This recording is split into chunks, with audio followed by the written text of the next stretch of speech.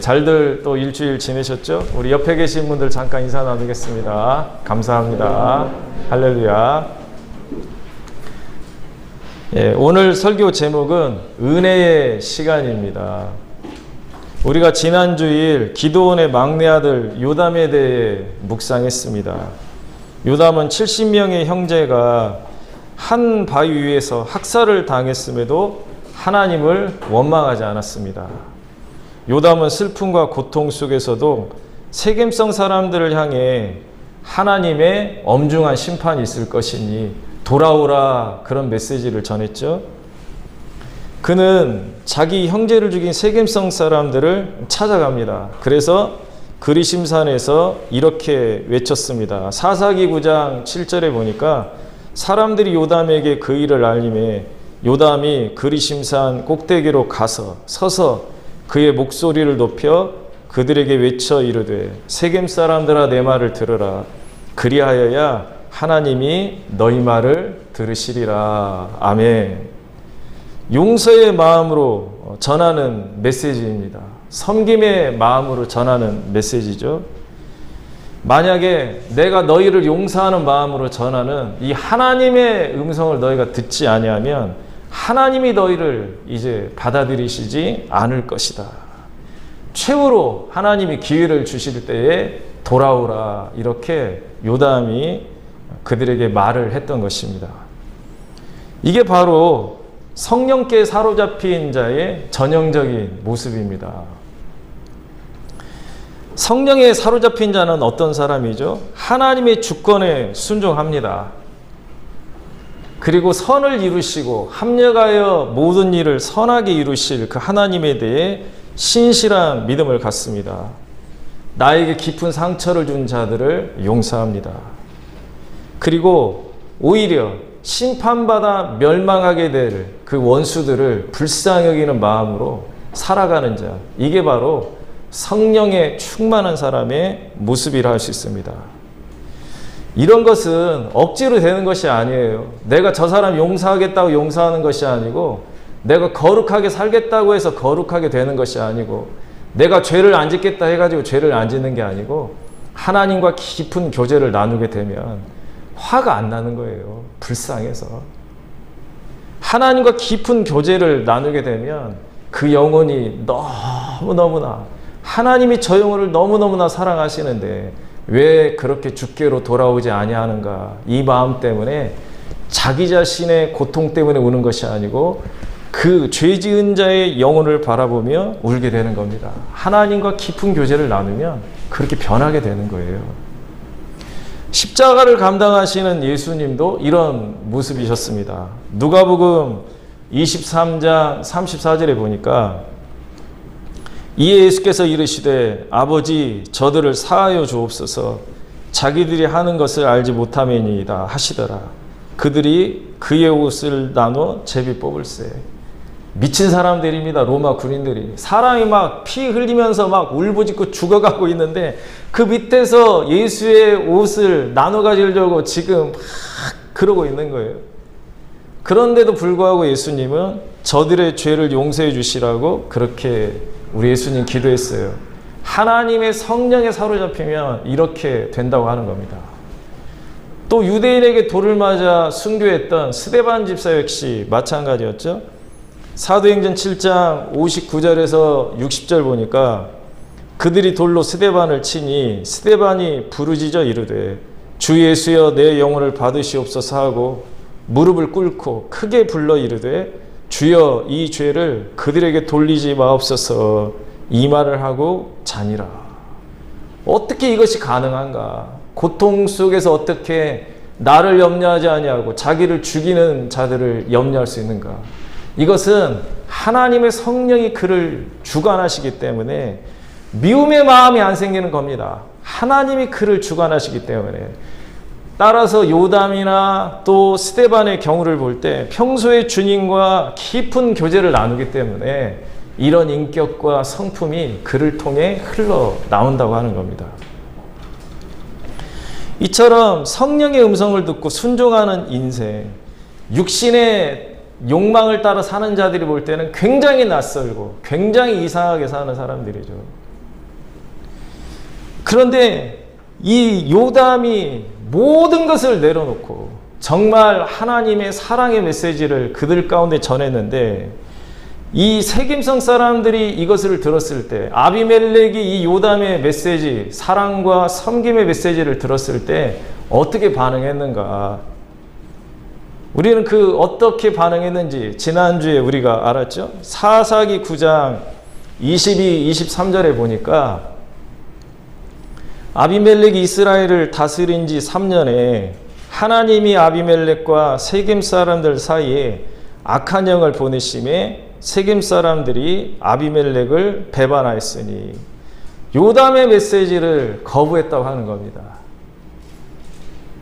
하나님의 사랑으로 가득 찬 사람의 그 메시지, 누가 들어도 이것은 인간의 말이 아니고 어찌 한 형제 70명을 죽인 자를 용서할 수 있단 말인가? 이것은 상식적으로 생각해 보세요. 이건 사람의 메시지가 아닌 거예요. 사람의 말이 아닙니다. 누구의 메시지죠? 하나님의 메시지인 거예요. 그러면 들어야죠. 안 들었다는 겁니다. 하나님이 3년이라고 하는 은혜의 시간을 주었습니다. 그러나 그 3년이라고 하는 은혜의 시간을 붙잡지 않았고 3년이 흘러갔을 때 악한 영이 세겜성 사람들과 아비멜렉에게 침투하기 시작하고, 이제 그들은 귀신을 붙잡게 되고 멸망의 길로 치닫게 되었다고 오늘 말씀 우리 가운데 이야기하고 있다는 겁니다.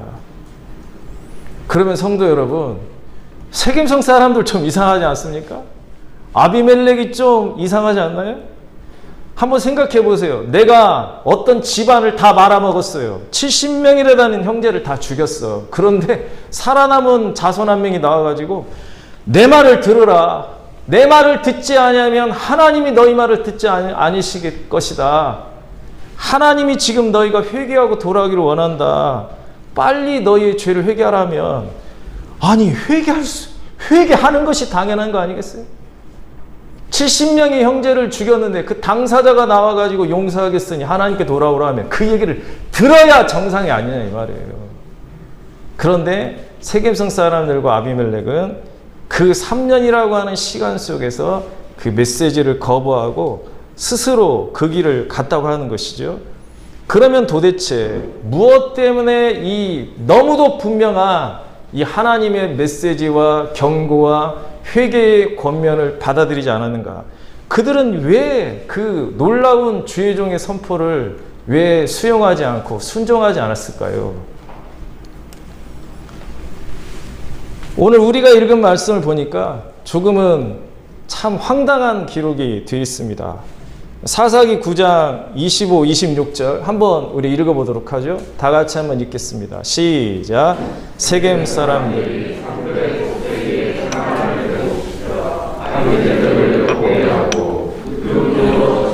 모든 자를 다 강탈하게 하니 어떤 사람이 그것을 아비멜렉에게 알리니 예베스의 아들 가알이 그의 형제와 더불어 세겜에 이르니 세겜 사람들이 그를 신뢰하니라. 죽고 못 사는 관계, 세겜성 사람들과 아비멜렉이 서로 이제 배반하고 서로 못 죽여 난리가 되는 상황으로 치닫게 되는 것이죠. 자기들 스스로 세겜성 사람들이 아비멜렉을 왕으로 만들어 주었는데 왕의 권위를 인정하지 않았다고 하는 겁니다.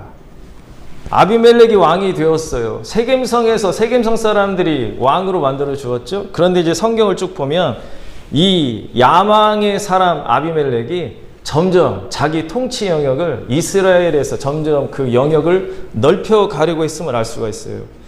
그래서 우리가 읽지는 않았지만 사사기 9장 41절에 보니까 아비멜렉이 아루마라고 하는 곳으로 이 도읍을 옮깁니다. 세겜성에 있다가. 그러니까 이것 때문인지 모르지만 아비멜렉은 자기 통치 영역을 넓히려고 하고 세겜성 사람들은 도와주기보다는 견제하고 이것을 싫어하는 겁니다. 그래서 오늘 말씀, 아까 읽은 말씀 25, 26절에 보니까 왕의 명령을 따라 통치 영역으로 이렇게 공무원들을 파견할 때 그들이 세겜성 사람들이 중간에 지키고 있다가 죽여버리는 거예요. 그러니까 반란을 일으키는 거죠. 또 세금을 이렇게 아루마에 있는 아비멜렉에게 이렇게 바치려는 사람들을 중간에 지키고 있다가 그 세금을 세겜성 사람들이 탈취해 버린다고 하는 겁니다. 왜 그럴까요? 왜 갑자기 세겜성 사람들이 이렇게 변했습니까? 바로 예베스의 아들 가알이라고 하는 사람을 신뢰했기 때문이다. 그렇게 오늘 말씀이 기록하고 있습니다. 가알이라고 하는 사람이 세겜성 사람들에게 나타나가지고 다음과 같이 세겜성 사람들에게 이야기합니다. 사사기 9장 27, 28절에 보니까 그들이 밭에 가서 포도를 거두어다가 밟아 짜서 연회를 베풀고 그들의 신당에 들어가서 먹고 마시며 아비멜렉을 저주하니 예베스의 아들 가알이 이르되 아비멜렉은 누구며 세겜은 누구기에 우리가 아비멜렉을 섬기리요 그가 여룻바알의 아들이 아니냐 그의 신복은 스불이 아니냐 차라리 세겜의 아버지 하몰의 후손을 섬길 것이라 우리가 어찌 아비멜렉을 섬기리요. 가알이라는 사람이 세겜에 나타나가지고 딱 이제 불평 불만이 막 피어오르기 시작한 세겜성 사람들에게 이야기하는 겁니다. 이렇게 얘기하는 거죠. 아비멜렉은 어머니만 세겜성 사람이지 아버지 기드온은 세겜성 사람이 아니지 않냐. 나 봐라. 나 가알은 100% 아버지도 세겜성 사람 어머니도 세겜성 사람이다 이 얘기하는 거예요. 내가 왕이 되었어야 하는데 저 아비멜렉은 가짜다 이렇게 얘기하는 거죠. 어쩌면 요즘 우리 정치 현실과도 비슷한지 친박이네 비박이네 또 요즘은 수박 논쟁이 있더라고요. 수박 논쟁. 수박 논쟁이 뭔지 아세요? 다 아시죠? 예, 여러분은 정치에 관심이 전혀 없으시는 분이군요. 예. 수박이 뭡니까? 겉은 푸르팅팅한데 속은 어떻죠? 불구스레 하는 거죠. 예, 예배 시간에 제가 말씀드릴 수는 없지만 어쨌든 진짜냐 가짜냐 친박이다 비박이다 뭐 수박이다 이렇게 막 사람들이 내가 완벽한 보수다. 저것은 반쪽 보수에 불과하다. 이런 식의 그러한 논리로 사람들의 민심을 흔들어 놓는 것이 그 아비멜렉 시대에도 있었다고 하는 겁니다.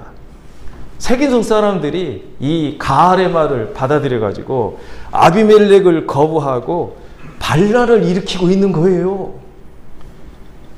가만히 보세요. 이 세겜성 사람들은 지금 무엇에 따라 움직이는 인생입니까? 세겜성 사람들은 원칙이 없어요. 무엇이 옳고 그르냐에 따라 선택하고 판단하는 자들이 아닙니다.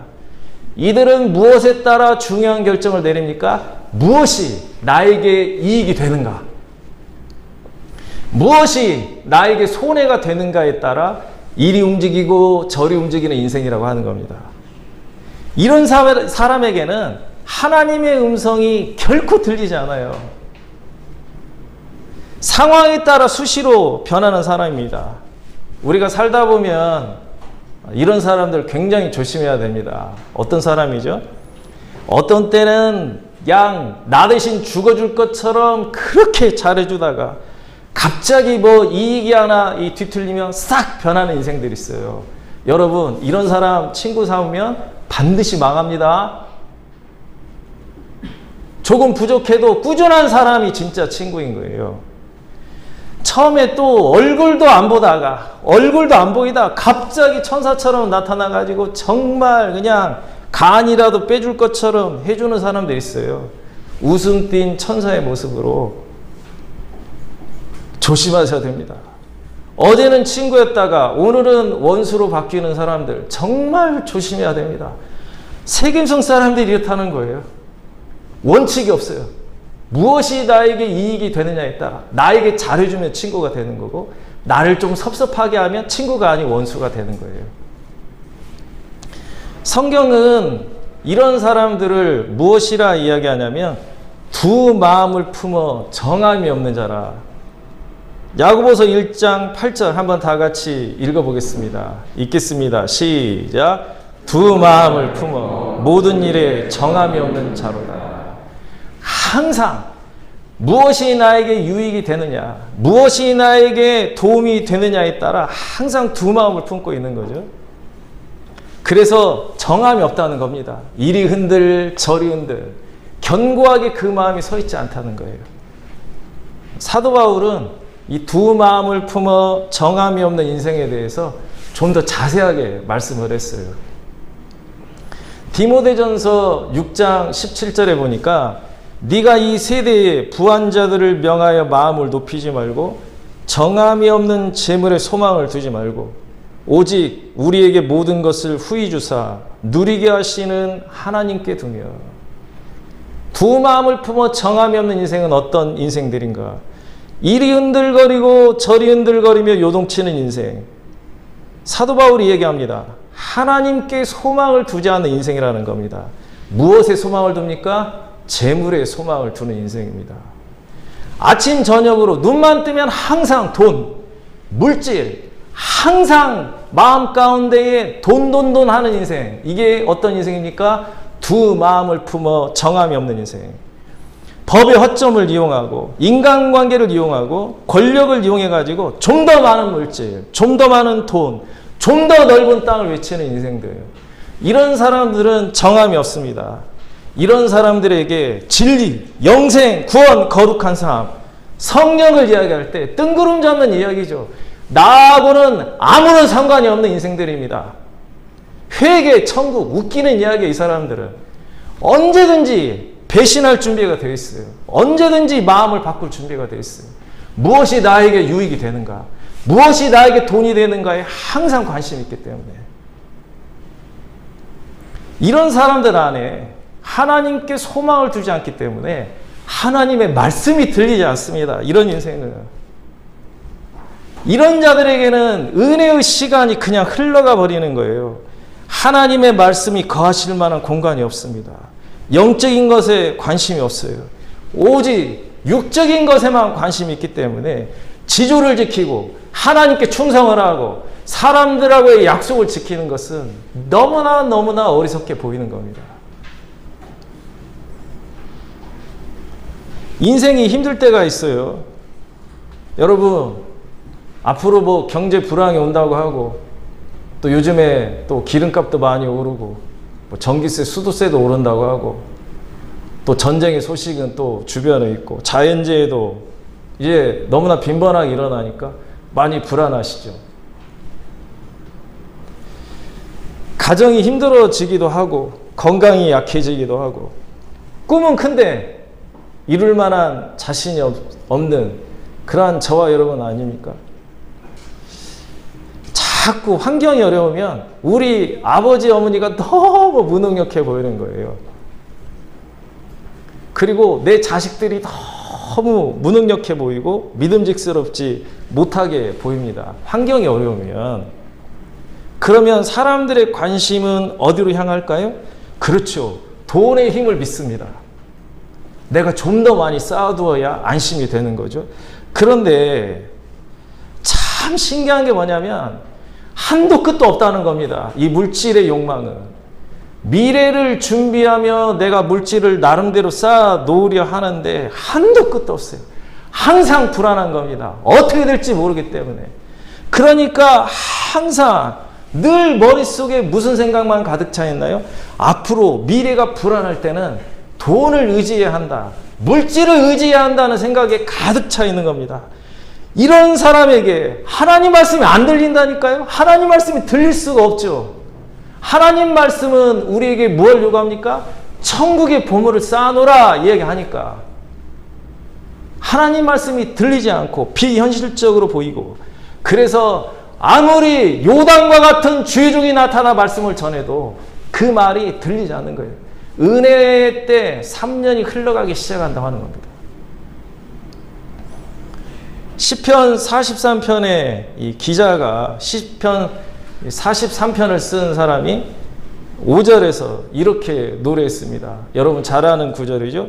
시편 43편 5절 함께 읽겠습니다. 시작. 내 영혼아 내가 어찌하여 낙심하며 어찌하여 내 속에서 불안해하는가. 너는 하나님께 소망을 둬라. 그가 나타나 도우심으로 말미암아 내 하나님을 여전히 찬송하리로다. 아멘. 여러분 이 시편 43편을 쓴 이 기자, 이 사람의 이 고백이 어떻게 여러분 느껴지십니까? 하나님께 소망을 두라. 어찌하여 낙심하느냐? 어찌하여 불안해하느냐? 너는 하나님께 소망을 두라. 왜 하나님께 소망을 둬야 됩니까? 하나님이 나타나 도우실 것이기 때문에. 너는 불안해하거나 낙심하지 말고 하나님을 찬양하라고, 찬송하라고 본인 자신에게 그렇게 권면하고 본인 자신에게 그렇게 위로하는 거예요. 여러분, 이 사람이 굉장히 미련하게 보입니까? 여러분, 우리가 삶을 통해 확인하지 않습니까? 물질을 아무리 많이 쌓아놓아도 하루아침에 망하는 것을 우리가 보는데, 여러분, 하나님께 소망을 두셔야 됩니다. 하나님이 기뻐하시는 일을 먼저 해야 됩니다. 낙심하거나 불안에 우리가 사로잡히게 될 때 우리는 하나님의 음성에 귀를 기울이고 하나님께 소망을 두어야만 합니다. 시편 43편 기자는 환경을 뛰어넘는 하나님의 능력을 믿는 거죠. 낙심하지 않고 불안해하지 않습니다. 그는 예배를 선택하고 찬양을 선택합니다. 이런 자에게만이 하나님의 음성이 들리는 겁니다. 내가 불안하고 낙심될 때 하나님을 선택한 자에게만 하나님의 음성이 들리는 거예요. 하나님의 음성을 듣고 사는 사람에게는 생명의 길, 구원의 길, 승리의 길이 보장되는 것입니다. 하지만 하나님의 음성을 듣지 아니하고 오직 이 세겜성 사람들처럼 이 세상에 소망을 두고 이 세상의 물질을 통해 자기의 미래를 보장받으려 하는 자, 하나님의 음성이 들리지 않으니 그의 결국은 이 땅의 모든 것을 다 내려놓고 허무하다고 나중에 말할 수밖에 없는 인생이 된다고 하는 겁니다. 그래서 세겜성 사람들은 3년이라는 시간을 놓쳐버린 거예요. 여러분에게 지금 하나님 음성이 들립니까? 여러분, 하나님 음성이 들리나요? 이 두 마음을 품은 것은 아비멜렉도 역시 마찬가지입니다. 오늘 말씀에 보니까 아비멜렉도 세겜 사람들과 똑같다고 하는 겁니다. 그래서 오늘 말씀 사사기 9장 48, 49절에 보니까 이 인간이 너무 잔인한 인간이에요. 진짜 이 아비멜렉은 악독한 인간입니다. 아비멜렉 및 그와 함께 있는 모든 백성이 살몬산에 오르고 아비멜렉이 손에 도끼를 들고 나뭇가지를 찍어 그것을 들어올려 자기 어깨에 메고 그와 함께 있는 백성에게 이르되 너희는 내가 행하는 것을 보나니 빨리 나와 같이 행하라 하니 모든 백성들도 각각 나뭇가지를 찍어서 아비멜렉을 따라 보루 위에 놓고 그것들이 얹혀있는 보루 위에 불을 놓으매 세겜 망대에 있는 사람들이 다 죽었으니 남녀가 약 1000명이었더라. 세겜성 사람들이 아비멜렉을 향한 지지를 철회하고 반란을 일으키자 아비멜렉은 세겜성 사람들, 자기 외갓집 식구들이 살고 있는 성을 아주 짓밟아 버립니다. 성을 함락시키고 자비를 베풀지 않아요. 성을 다 이렇게 점령한 다음에 다 죽이고 나서 이제 살아남은 사람들이 세겜 망대로 이렇게 도망을 갑니다. 망대는 이 등대처럼 높이 쌓아놓은 성이라 생각하시면 돼요. 그 세겜 망대로 도망간 사람이 약 1000명이 되었습니다. 그런데 여기까지 쫓아가는 거예요. 아비멜렉이 다 일가 친척 아니면 외갓집 식구들, 자기 한때 자기를 지지하고 자기를 왕으로 삼아준 사람들 아닙니까? 그 정도 하면 됐지. 무서운 거 보여주면 됐지. 안 그래요? 그런데 끝까지 쫓아가가지고 산에서 나뭇가지, 굵은 나뭇가지를 전부 베어다가 나처럼 하라 해가지고 백성들에게 전부 나뭇가지를 전부 쳐서 가져오게 한 다음에 망대 밑에다가 불을 피워서 싹 1000명을 다 태워 죽이는 거예요. 아주 무서운 인간입니다. 그러니까 상황에 따라 자기 이익에 따라 변하는 사람들을 계속 제가 여러분 말씀드리잖아요. 가까이 하시면 안 돼요. 이런 인생들 정말 가까이 하시면 안 돼요. 여러분 죽입니다. 그 사람들이. 사람이 꾸준하지 아니하고 자주 변하면 굉장히 문제가 됩니다. 모든 것을 내어줄 것처럼 친절하게 대하지만 자신의 권위에 도전하고 자신의 이익에 도전했을 때 혈육이라 할지라도 아비멜렉은 다 죽여버리는 거예요. 이처럼 자기 중심적인 인간, 자기 이익에 따라 이리저리 변하는 인간에게 하나님의 음성이 안 들려요. 여러분, 자기 중심적으로 사는 사람, 자기 감정 중심으로 사는 사람, 자기 이익을 중심으로 사는 사람, 이런 사람에게는 하나님 음성이 결코 들리지 않아요. 3년이라고 하는 귀한 은혜의 시간이 다 흘러가 버립니다. 그런데 이 아비멜렉이 이처럼 잔인한 인간이 그가 가지고 있는 최고의 가치가 무엇이었을까요? 오늘 말씀해 보니까 이 아비멜렉이라고 하는 인간이 참 독특한 인간인데 눈 하나 깜짝 않고 자기 외갓집 식구들을 다 불태워 죽이고 1000명이나 되는 사람들, 그 안에 아기도 있고 아녀자들, 노인들도 있지 않았겠습니까? 먼저 성에서 싸우다가 젊은 사람들 다 죽고 나머지는 망대로 올라갔으니까 다 불태워 죽인 다음에 데베스 성이라고 세겜성 옆에 있었던 성 하나가 또 있었어요. 이제 성경에서는 정확하게 언급되어 있지는 않지만 아비멜렉에게 세겜성 사람들이 반란을 피했을 때 이 데베스성 사람들도 함께 참여했던 것 같습니다. 여기도 쫓아가는 거예요. 아비멜렉이 똑같이 합니다. 성을 함락시킨 다음에 사람들 싹 죽이고, 그리고 이번에도 망대로 사람들이 이렇게 피난 가서 올라가니까 지난번 세겜성 사람들에게 한 것처럼 똑같이 자기 부하들에게 얘기하는 거죠. 산에 올라가서 나뭇가지를 잘라다가 불태워 이놈들도 싹 죽이자, 이렇게 가는 겁니다. 그런데 아비멜렉이 전혀 예상하지 못한 일이 발생했습니다. 뭐죠? 사사기 9장 52, 53절에 보니까 이렇게 기록이 되어 있어요.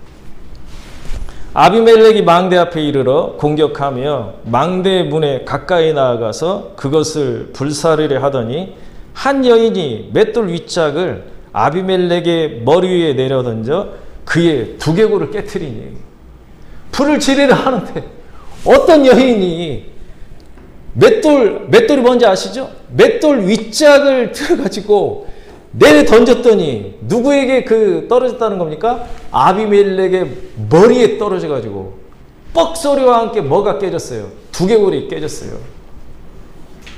그러니까 좀 이렇게 좀 약간 이 비어로 얘기하면 해골박적이 깨진 거예요. 왜 웃으세요? 해골바가지가 깨진 거예요. 이렇게 얼마나 아플까요? 한번 생각해 보세요.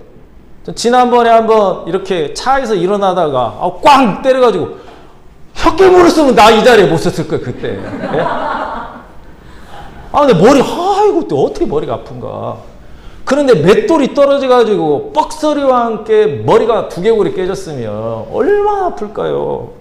그런데 자기 부하에게 이 아비멜렉이 전혀 뜻밖의 말을 하는 거예요. 뭐라고 얘기하냐면, 한번 읽어볼까요? 사사기 9장 54절 한번 읽겠습니다. 시작. 아비멜렉이 자기의 무기를 든 청년을 급히 불러 그에게 이르되 너는 칼을 빼어 나를 죽이라. 사람들이 나를 가리켜 여자가 그를 죽였다 할까 하노라 하니 그 청년이 그를 찌르매 그가 죽은지라. 막 머리가 너무 아파가지고 고통스러운데 이제 자기 칼을, 그러니까 자기 무기를 든 청년, 경호원을 말을 합니다. 자기 무기를 든 청년을 오라고 하더니, 야, 내가 여자에게 돌에 맞아 죽었다는 이 수치스러운 상황을 내가 벗어나고자 하니 네가 칼로 나를 찔러 죽이라 얘기하는 거예요. 그 순간에, 그 고통스러운 순간에도 누구를 의식하는 거죠? 사람의 체면을 의식하는 거예요. 사람들이 나를 볼 때 어떻게 생각할까? 이 인간, 이 잔인한 이 아비멜렉의 인간, 수시로 변하는 이 인간의 가장 본성 속에 누구를 가장 중요하게 생각하냐면 사람들이 나를 어떻게 평가할까? 사람들이 나를 어떻게 볼까? 이 인생의 최고의 가치는 이겁니다. 그러니 죽을 때도 여자에게 내가 죽었다는 말을 남기지 않기 위해서 네가 칼로 나를 찔러 죽이라, 이 얘기를 하는 거예요. 저는 이 성경을 읽다가 일본의 사무라이들이 생각이 나더라고요. 수치스러운 상황 속에서 배를 갈라 자살을 하잖아요. 어쩜 이렇게 똑같은가. 이처럼 폼생 폼사, 폼으로 죽고 폼으로 사는 인생. 이런 인생에게는 하나님의 음성이 들리지 않습니다. 아마 이 아비멜렉이 기드온 70명의 아들 가운데 유일하게 첩의 소생이었기 때문에 이 피해의식과 비교의식이 그 영혼에게 있었는지 모르겠어요. 어렸을 때부터 귀가 너무 예민한 거예요. 아비멜렉은 굉장히 귀가 예민한 사람입니다. 사람들이 나를 어떻게 생각할까? 사람들이 나를 어떻게 평가할까? 저 인간이 지금 나 욕하고 있지는 않을까? 계속 귀가 너무 예민한 거예요. 계속. 이 사람은 어떤 사람입니까? 하나님이 나를 어떻게 보시는가가 중요하지 않고 사람들 앞에 내가 어떻게 보일까가 중요한 인생이에요. 너무 피곤한 인생입니다. 늘 깨끗해야 하고 늘 완벽해야 하고 늘 잘했다는 소리를 들어야만 마음이 편안한 인생. 이런 인생은 쉼이 없습니다. 아니 숨 막혀서 어떻게 살아요? 하나님 보시고 하나님이 내 중심을 아시면 되지. 사람들의 평가가 너무 중요한 인생. 이런 사람들은 이 체면을 중시하는 인생들은 특징이 하나 있습니다. 어떤 특징이 있죠? 어떤 목표를 정해놓습니다. 이 정도면 되겠다고 하는 목표를 정해놓아요.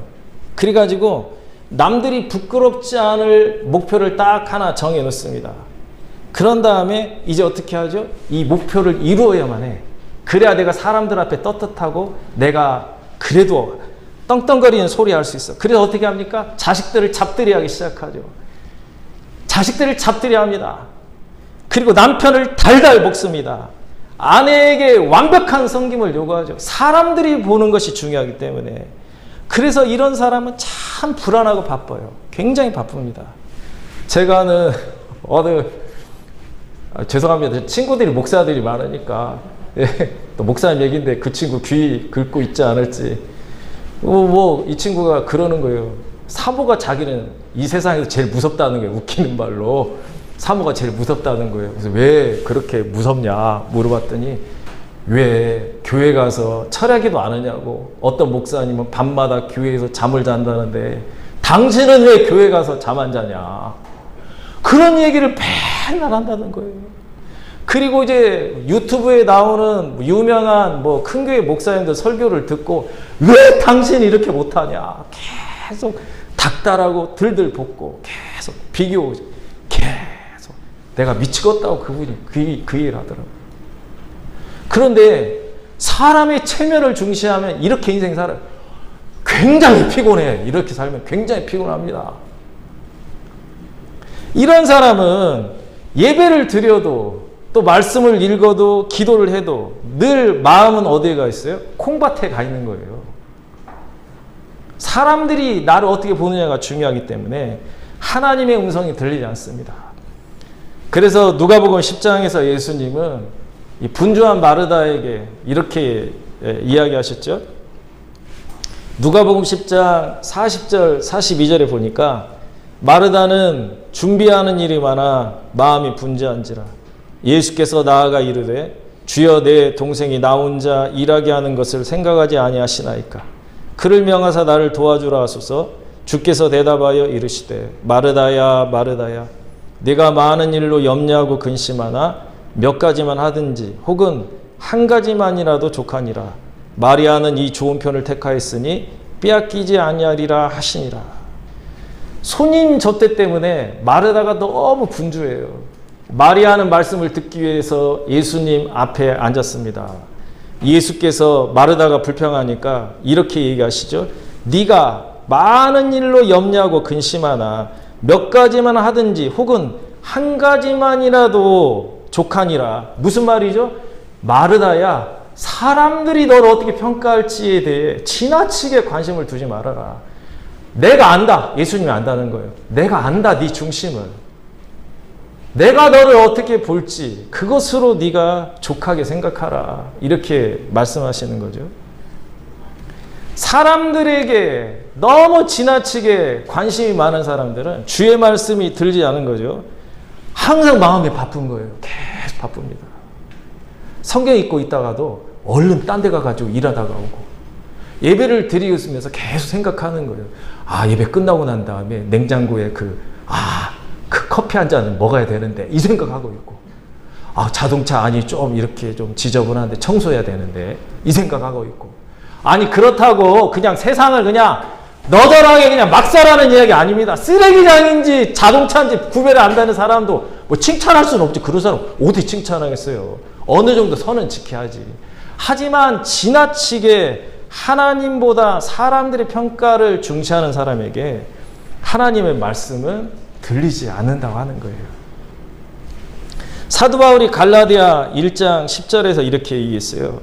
이제 내가 사람들에게 좋게 하랴, 하나님께 좋게 하랴, 사람들에게 기쁨을 구하랴. 내가 지금까지 사람들의 기쁨을 구하였다면 그리스도의 종이 아니니라. 하나님께 맡기시기 바랍니다. 하나님이 책임져 주실 것을 믿고, 하나님이 사람들에게 여러분이 어떻게 비치실 것까지도 다 하나님이 운행하시고 주관하시는 분이시니, 먼저 하나님을 바라보고 살아가게 될 때 하나님은 여러분을 높여주시고 여러분을 책임져 주신다는 말씀입니다. 우리 신앙생활의 목표가 뭔지 아십니까? 은혜의 때에 하나님의 음성을 듣고 우리가 성령으로 충만한 인생을 사시는 겁니다. 우리 교회 안에 하나님의 성령이 충만하시도록, 우리 가정 안에, 내 안에 하나님의 성령이 충만하시도록 하나님의 음성을 우리가 주의 깊게 들으셔야 됩니다. 하나님의 음성을 주의 깊게 듣고 그 음성 따라 사시는 귀한 여러분 되시기를 간절히 부탁을 드립니다.